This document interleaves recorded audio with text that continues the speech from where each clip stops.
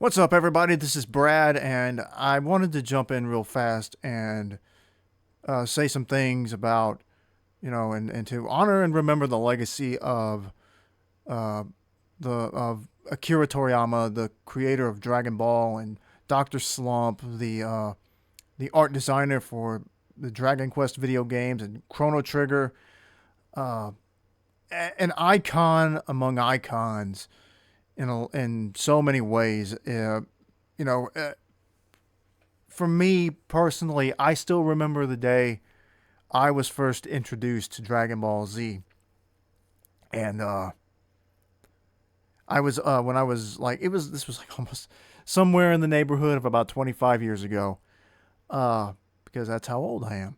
Uh, I was at my grandma's house, and everybody was watching TV in the living room, and she had a TV in her bedroom. So I was like, okay, they'll watch what they want to watch. They watch that crap. I'm gonna go find me something to watch in my grandma's room. So went back there, was flipping through the channels, and all of a sudden, I find myself right in the middle of the fight between Goku and Piccolo against Raditz, and it's the Ocean dub. And at first, I'm just hanging around because it's a cartoon. I mean, my whole life I've just loved animation. If it was a cartoon, I'm gonna try to see what it's all about. And so I had never seen this before. The characters looked wild. I was like, what is this? And almost immediately, from the very first moment I laid eyes on that show, on that anime, I was in awe. And I could not believe what I was watching because it was so crazy. It was so over the top, and just I was impressed by it all. I didn't even know what the show was called.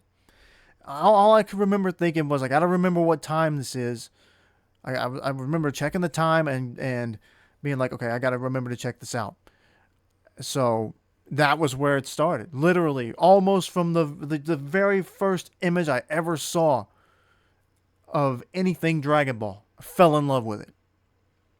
And from that day to this very moment, I have been a humongous Dragon Ball fan.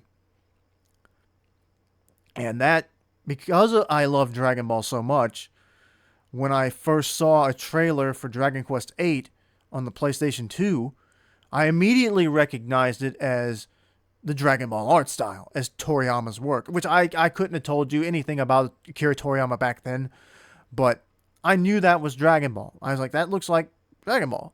And it was interesting to me that it was a big coincidence, I guess, that a game called Dragon Quest was also using the artwork uh, of the guy who did Dragon Ball. And I had to check it out. And then Dragon Quest VIII ended up being one of my favorite games ever.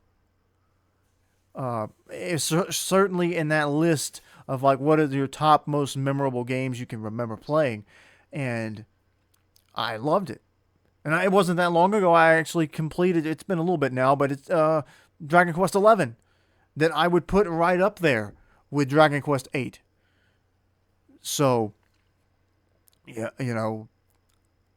there's so much to say about the impact that Dragon Ball and even Doctor Slump. I mean, to be fair to Toriyama, Doctor Slump was a massive hit before he ever drew Goku. Toriyama probably could have retired and would have been just maybe, I don't know about as well known, because Dragon Ball exploded beyond anything.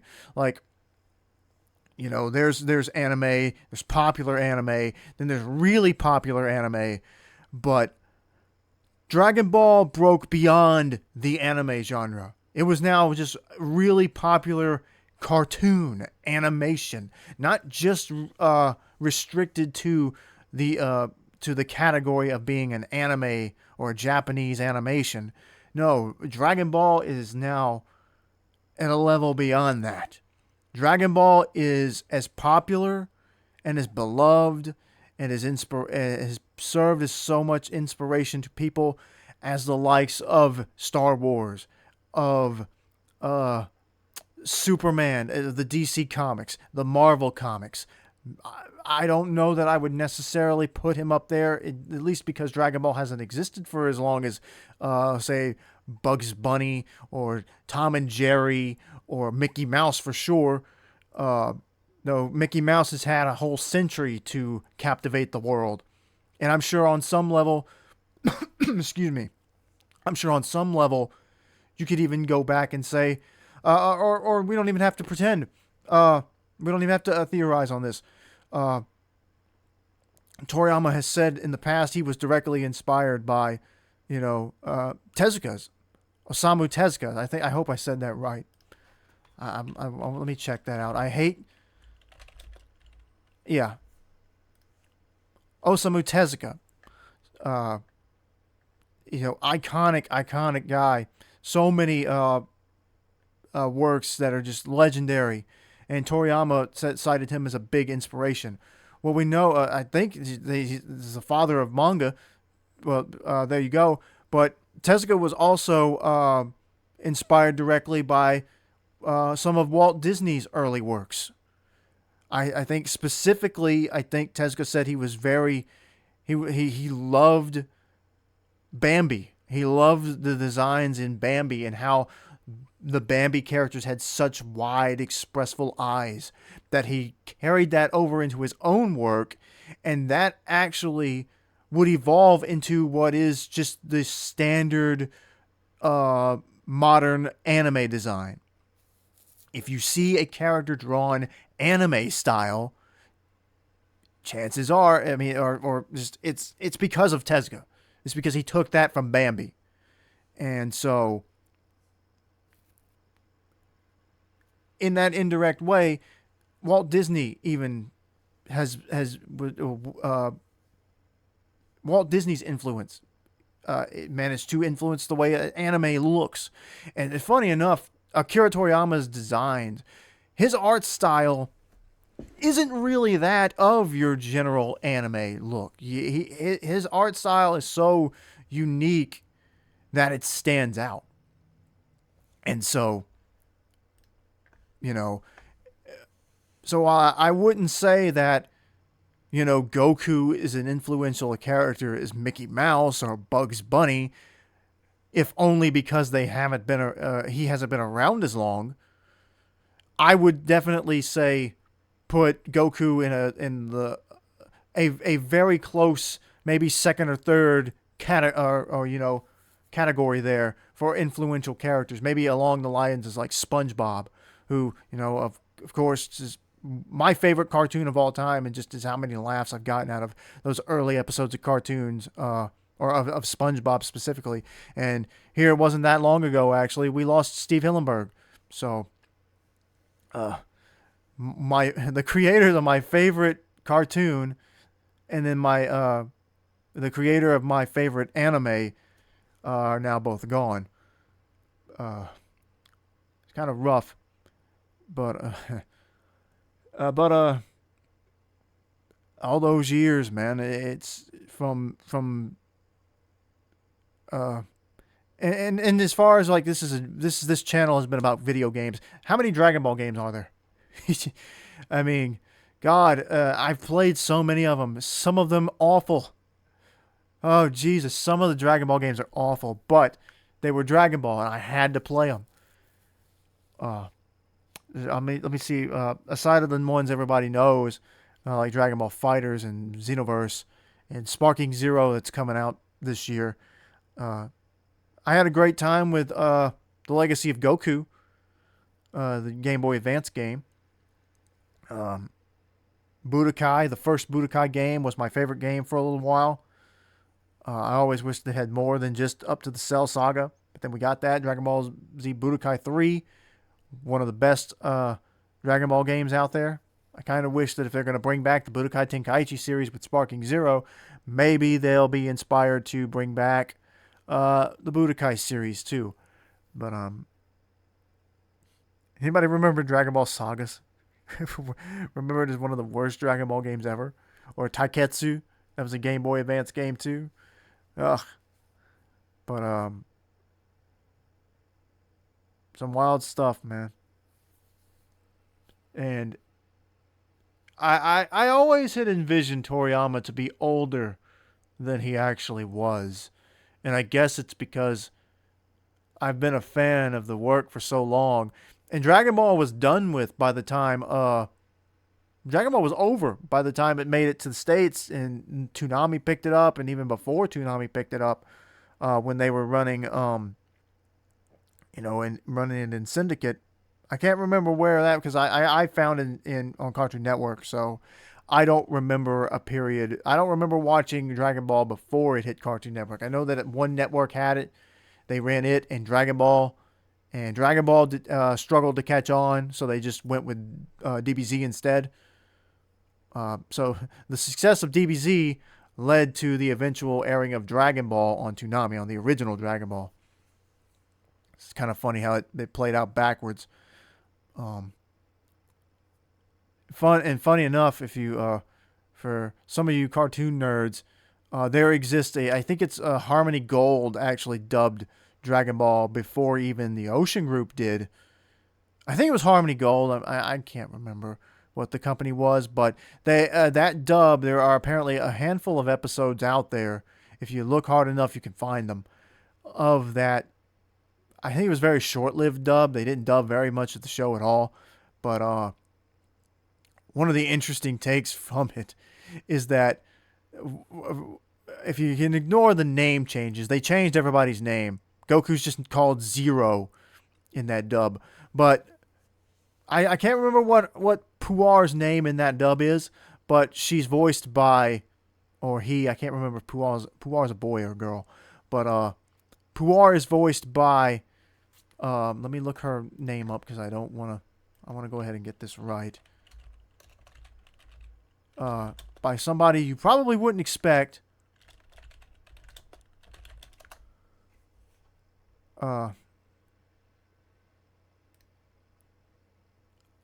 Oh God, I hope I say her name right. Cheryl or Carol, Cheryl. I'm gonna say Cheryl Case. She was the voice of Angelica Pickles in Rugrats.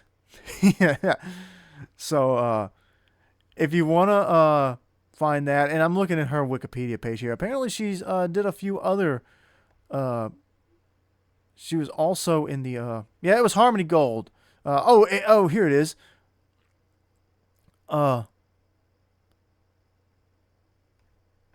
She was May in My Neighbor Totoro, the streamlined pictures dub of Totoro. Okay, well, see, I'm learning stuff now too. So she's got a few other anime dub credits there, and it does. Oh my God, she was also the voice of Baby Pubert in the Addams Family Values movie. Wow, everybody watches the Addams Family movie. Like the Addams Family movie has become like a Halloween tradition. They run that every year. But yeah, there you go. Squeakers was what they call Puar in that dub, but Angelica Pickles was also Puar at one point. But as far as like let's talk about like legacy, going back to all the connections and stuff. I think this is a good point to segue into just how many different works have referenced Dragon Ball in some capacity over the years. One of the earliest I can remember is Codename Kids Next Door. There's an episode where I think they're all taking a nap, they're all asleep, or they're all imagining stuff. But anyway, number 4 is imagining himself as Goku against, and he's fighting off against the delightful children from down the lane, and he's imagining them as a 5-headed version of Frieza. And the music for this segment even mimics some of the Bruce Faulkner tracks, specifically the theme for when Majin Buu is fighting, or Kid Buu is fighting later on, or Super Buu later in the dub. So that was a fun reference. What else? God, there's so many. Trying to think. The Amazing World of Gumball specifically stated Dragon Ball by name, or not Dragon Ball. Super Saiyan, where Gumball's like, I'm finally going to become a Super Saiyan. And he just screams for a while. And then Anais comes by and says, are you trying to become a Super Saiyan again? Stop before you hurt yourself, or something like that. And then Gumball is his efforts are not in vain. But he doesn't become a Super Saiyan. His tail grows very long. So it was a bit of a letdown for him. But then later they actually do decide to give Gumball the Super Saiyan transformation. It's completely out of the blue. But he very briefly becomes a Super Saiyan. A series that did reference Dragon Ball by name, believe it or not, was the Duck Dodgers cartoon starring Daffy Duck and Porky Pig. It's always it always gives me a giggle to see that clip because I don't remember the context, but it's Daffy comes out like, where is all the young rebel seeking freedom or something like that? What happened to all our warriors? And Porky's just like, oh, they went home to rewatch an episode or a rerun of Dragon Ball. Just like that WB kind of poking fun at the fact that Dragon Ball reruns, Dragon Ball was rerunning on Toonami a lot while they waited for new episodes to get dubbed. And I don't think the popularity in it ever waned. I think that people were more than willing to sit through reruns of Dragon Ball because of how much they loved it. Even if they did want to see more. I remember one time we went on vacation, and to get not to get off on too much of a tangent, but we went on vacation one time, and Toonami was stuck in the loop of they would start over, I think, where the Funimation dub picked up from the Ocean dub, and run through the Namek and Frieza parts, and into that filler Garlic Jr. arc. And I saw there was a VHS tape with Trunks on it. And I was like, what is this? And I looked and was like, oh, and the back is like, oh, Frieza's returned. But this mysterious Super Saiyan has arrived. Who is he? Where is he from? He's easily just defeated Frieza. Oh, and Goku's now finally back. Because throughout the Garlic Jr. Arc, Goku is not there. Vegeta's off on his own little side quest trying to find Goku to figure out how to become a Super Saiyan. And, here it is. Here's this. I felt like I had found top secret information. Stuff I wasn't supposed to have. It was kind of wild. And for a bit, I was actually able to see a little bit further into the show, into some of the Android saga, up until the point that I think the last episode I had on VHS before the dub started picking back up with new stuff was the episode where Vegeta fights Android 18 and she breaks his arm. And then the episode ends with Trunks jumping in to go help him fight. But that was the last of the VHSs that I had before I'd later pick a few up from the Boo saga, I think in a similar situation where the dub was not quite up with caught up yet on Toonami. And I picked a few episodes up to get a little bit ahead. But references, I can remember, I think there's an episode of Teen Titans Go where Robin is revealed to be a leprechaun, and he becomes he turns into a leprechaun, but it sort of mimics a Super Saiyan transformation. Steven Universe is practically like you could almost put Steven Universe in the same kind of category of like Naruto and One Piece as far as shows that are directly influenced by Dragon Ball. Specifically, the concept of fusion dances. That is directly directly taken from Dragon Ball. I remember there's a panel in the there's a shot from inside one of the hospitals where I think Connie's mom works, and you can see the name Dr. Giro, like Room 20, Dr. Giro or something like that, written outside the door as a reference to the fact that android number 20 was revealed in the show to be actually Dr. Giro himself. I think when Connie is training with Pearl so that she can fight with Steven too, she's wearing an outfit that's very similar to Gohan's gi from when he was training with Piccolo in the Saiyan arc. Steven himself shares a lot of the same sort of innocent qualities that Goku has. OKKO is practically a parody of Dragon Ball. which is ironic, of course, because Dragon Ball started as a parody of Journey to the West. Um, I think even in like Star versus the Forces of Evil, I think the original idea for that was that Star was going to be because at first the pairing was Star and Marco, and Marco's a big martial arts guy. I think he's supposed to like represent a Dragon Ball fan versus Star, who is clearly highly influenced by Sailor Moon.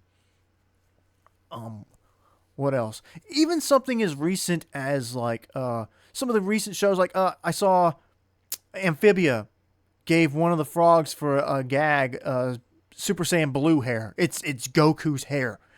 Uh, Amphibia. I said Amphibia. The Owl House. I can't remember some of these characters' names, but the purple haired girl picks up a copy of a show called Dragon Claw C or Dragon Claw Z, and shows the witch who looks extremely like Ryuko from Tenchi Muyo, and she's like, "What is this?" She said, "It looks ancient," and the witch is just kind of like, "This isn't ancient. It's only 30 years old." What other one? Oh, Big City Greens. You would never guess there was a Dragon Ball reference in Big City Greens of all things. But there's an episode, and I again, anytime a show references Dragon Ball, I giggle. There's this episode where Cricket's at like some kind of convention or something, and they're doing some kind of imaginative like fight against a group of bullies or something, and Cricket busts out a shabe shabe ha, and he's not actually really doing anything, but they animate him doing it. But it's all in it's him in his mind thinking he's got it out or whatever.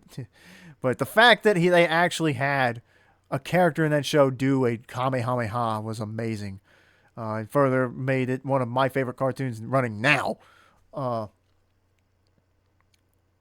There's a really good one. My Little Pony: Friendship is Magic. There's an episode where one of the main characters, one of the main ponies, I think it was Fluttershy, it may have been Pinkie Pie, but one of them's having like this big, lot of issues with her friends, and she's all by herself, but she's made like these cardboard cutout pony friends to replace the actual other characters in the show to talk to, and they're all references, they're all pony versions of characters from various anime, and of course one of them was Bulma, early Dragon Ball Bulma.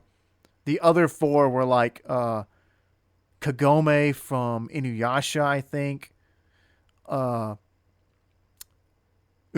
Revolutionary Girl Utena. What was the other one? One of the Sailor Moon, or maybe Sailor V from Sailor Moon, of course, and then Rei Ayanami from Neon Genesis Evangelion. Because if you're making a My Little Pony cartoon for like little girls, you definitely want to reference Neon Genesis Evangelion or Evangelion, whatever you want to say, however you say that word. But then you can even get into so many anime that reference Dragon Ball. There's some anime out there where they just literally borrowed some of the fight choreography for a fight between like two anime girls. There was some clip I saw a while back. It looks like a real cutesy slice of life show, and one of the little girls is powering up, and the kid gets some kind of little thing to put over his eye and his ear, and he's like, "Oh, her power level keeps rising. It's over, blah, blah, blah." And she's like, "I can go even further." And then she pretends to fly off. Like, I couldn't even tell you what that one was called. There's Blood Lad, where the main character of that show is a Dragon Ball fan. He even attempts a Kamehameha later in the show, but it gets interrupted. Like that character in that show specifically cites Goku as the greatest hero of all time.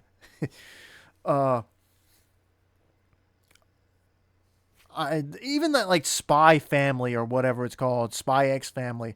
I saw there was a clip people were sharing where the kids in that show imagine themselves being on Namek and seeing the spirit bomb. It wasn't like in that context of like they are like they're pretending they're there. It's just it's whatever's happening in the show is being referenced to being sort of like that moment, like a dire moment. But it's just it's kids, but but yeah, there's so many shows that have literally borrowed from Dragon Ball. You know, you could easily say that the Super Saiyan transformation and doing a reference to Super Saiyan specifically is up there with the Akira bike slide in terms of like anime references that almost everyone has done at some point. Uh, and there's just so much, man. There have been movies out there. I think there was a movie. I think it was called Boyhood, where the character in that movie is specifically a big Dragon Ball fan, big DBZ fan, maybe even a Toonami fan. But it shows like this kid growing up, and it went through that phase of a kid from the '90s, and there it was. Obviously, and I don't know. I feel like I'm just kind of just gushing on about it and stuff. And I hate that I've never taken the time to read Doctor Slump or watched any of the Doctor Slump OVAs because I know everybody said that Doctor Slump is so good. Maybe now, uh, maybe now this will I can bring myself to actually go sit down and read it.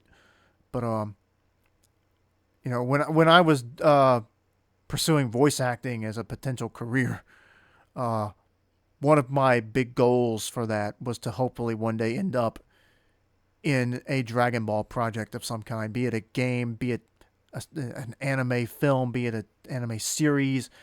I just wanted to do something in Dragon Ball. I didn't get to do that, but that's, it is what it is. Uh, I did manage to make a fan made Toonami music video. If you remember those old videos Toonami used to do where they would mash up audio and video from the shows they were running at the time and put some kind of music over it. And then you ended up with stuff like the Broken Promise Dreams promo. The Dreams promo, I think Broken Promise was the name of the music track, but some of that iconic Toonami music that was specifically made for Toonami. That Dreams promo has always stuck with me and is, I think, one of the best made things. That is a very special promo. And the night that Toonami came back in 2012, they called it the night no 90s kid slept. I didn't sleep that whole night, but the whole next day I was so excited from what I had just seen that whole night of old Toonami shows. And funny enough, I missed Dragon Ball Z. I didn't catch it in time. I think I came in midway through Tenchi. But I did see most of it. I missed out on DBZ. I missed out on Gundam Wing. But I came in mid Tenchi and then saw the rest. But that promo, Dreams, inspired me with the chance of Toonami possibly coming back to make something similar to that. And I made one that I called "What Is Your Purpose." It's on my other YouTube channel that I used when I was doing voice acting. And when Toonami did come back and they relaunched, and then later they got, which I can't remember when Toonami pre-flight launched, but when they first started, they would which that show's been long over with, but for pre-flight they would ask people to send in their favorite, make fan promos and send them in, and the ones they liked the best they would run. I had already made that "What Is Your Purpose" video, and that I made that way before pre-flight came on, but I sent that in just to see, maybe they'll run it, who knows, probably not. They ran it.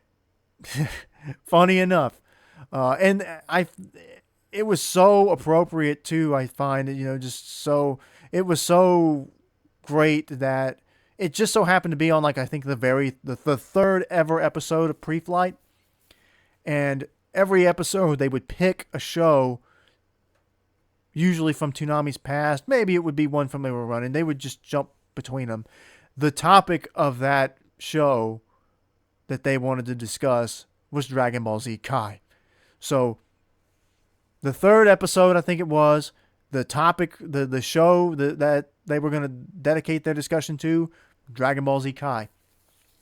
It couldn't have been more appropriate for them to have run something I made for that show. And so, yeah, for a little bit there, so something I made, something I edited together, was on AdultSwim.com for a bit. So I at least have that little feather in my cap. And I did use a little bit of Dragon Ball Z in that video. There's one shot of Vegeta going Super Saiyan. The shot of Vegeta standing in the rain where he's trying to, figure out what it is he did wrong. Why is he, after he's finally attained Super Saiyan, why does it seem like everyone else around him has moved on? They have surpassed him. What has he done wrong? What is he missing? What does he need to change? And I used that clip. I made another one too. I don't care that much. I made two other ones that were a little bit different, but that one made it to the pre-flight show, and I will always be appreciative of the fact that the Toonami guys there, Gil Austin and Jason DeMarco, liked my promo enough to run it on their show. So, I've thanked them before over Twitter, and I thank you again for doing that, for giving my promo a chance to be heard by people. And I don't know. I don't want to rant. I don't want to go into any sort of like just long tangent or whatever. But definitely a sad day. 68 is not young, but it's not old. So, sad day. But Dragon Ball has, Toriyama's legacy will live on. And like I'm looking over here at my shelf now. It's kind of cluttered and messy, but I wanted to have some kind of artwork book with Akira Toriyama's stuff in it. And lucky enough, a couple of years back, they released a Dragon Quest art illustration thing with all sorts of different character and monster designs that Toriyama did for the Dragon Quest series over the years. And it's pretty fun to look at. It's pretty nice. And I don't know, man. I feel like the only thing I want to keep saying is it's a sad day. I first saw it this morning when I woke up. I woke up a little bit early. Had some time to waste before getting ready for work, and I was looking through Twitter. Funny enough, it's this is the day a brand new Fortnite season starts. And so I was just kind of curious as to what I would see there. I didn't want to spoil too much of that, but I wanted to kind of just see what was, mostly just to see what was going on through Twitter while I was awake before I had to get ready for work. And I saw the news and couldn't really believe it at first. I mean, I knew Toriyama wasn't young, like I said. I knew he wasn't young, but I knew he really wasn't that old. But it took me a minute to figure it out, and just a sad day. One last thing I do want to say before I get out of here is one of my favorite moments that just felt like such a big accomplishment and just a true symbol of how Dragon Ball is more than just a popular anime, that it truly is a major part of pop culture. Like, again, if you want to scale it, you can, but Dragon Ball is as big a part of pop culture as SpongeBob or any modern sort of like thing, anything that just gets into people's, like, that you see people reference and meme all the time. And it Toriyama has inspired so many people. I know that there are songs out there about Frieza, But yeah, of course, there's the famous Maximum the Hormone song Frieza that inspired Toriyama to write Resurrection F. Uh, there's a lot of rap music. A lot of rappers have cited Dragon Ball and have made Dragon Ball references in their music. Um, but one of my favorite moments is the year they first put Goku in the Macy's Thanksgiving Day Parade, that big balloon.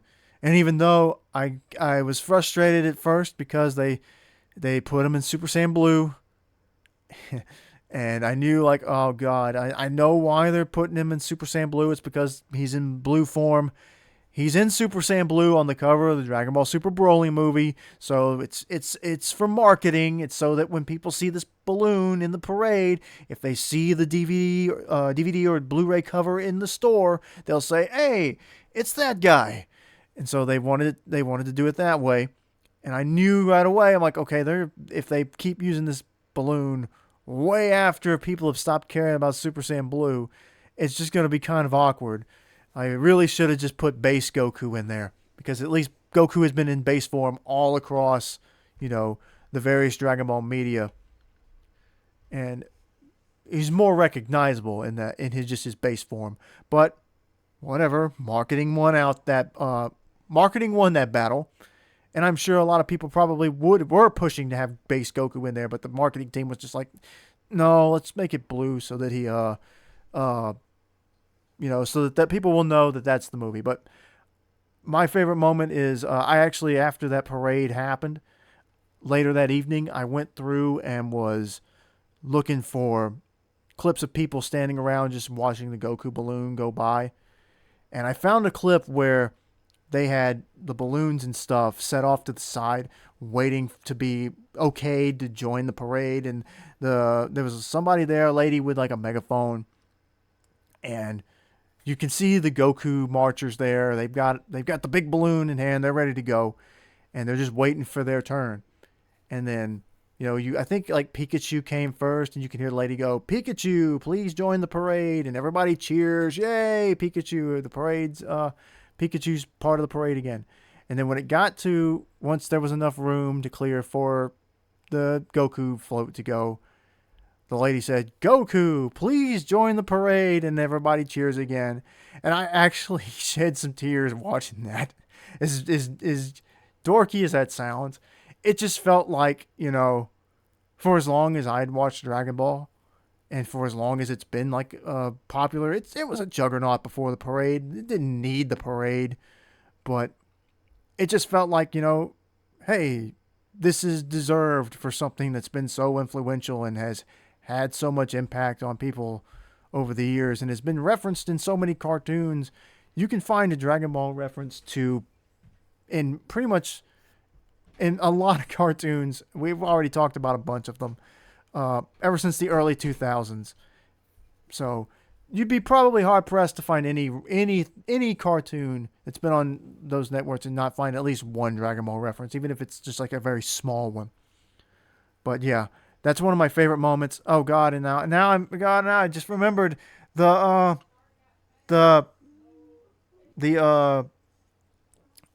when Dragon Ball Super's finale rolled around, and there were public setups.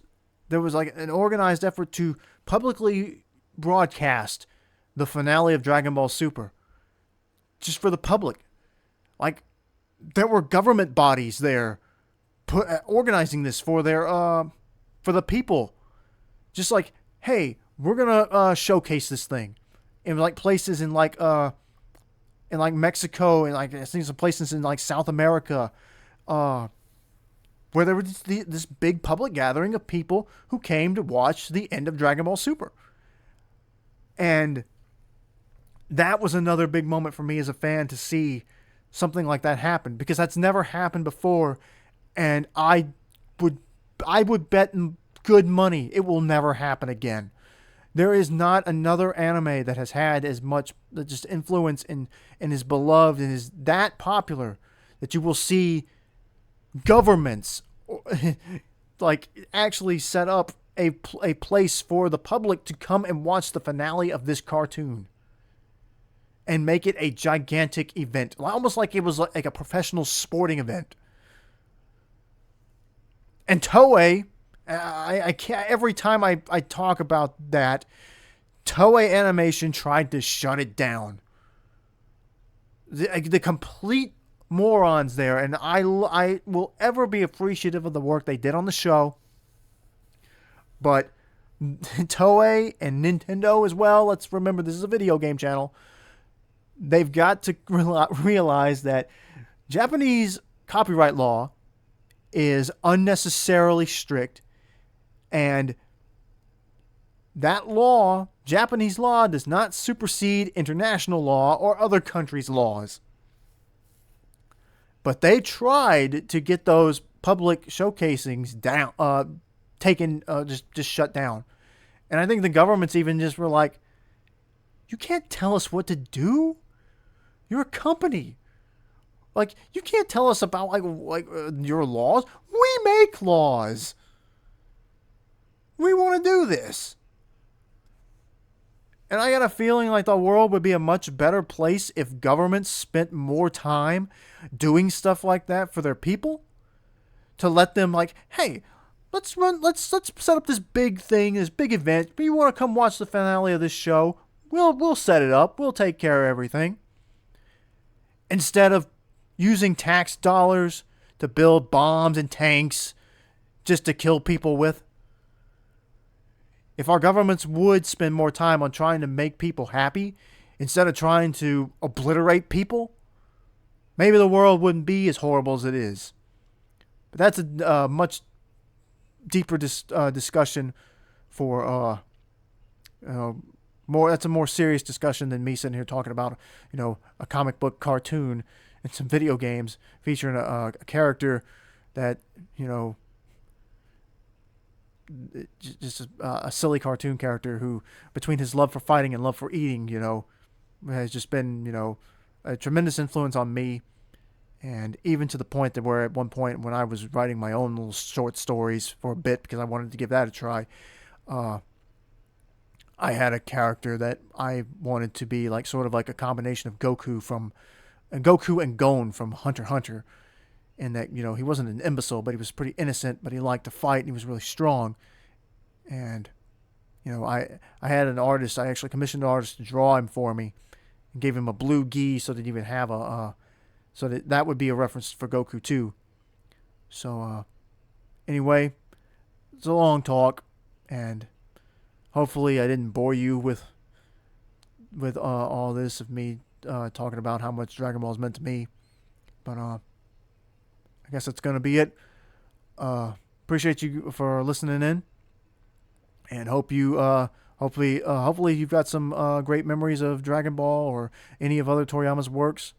You can let me know what was your favorite thing Toriyama worked on. If it was Dragon Quest, if it was Chrono Trigger, or if it was one of the anime. Let me know.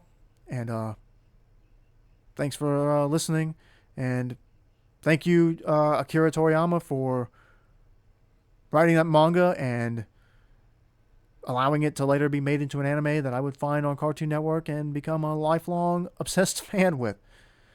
Thank you, and see you down the road.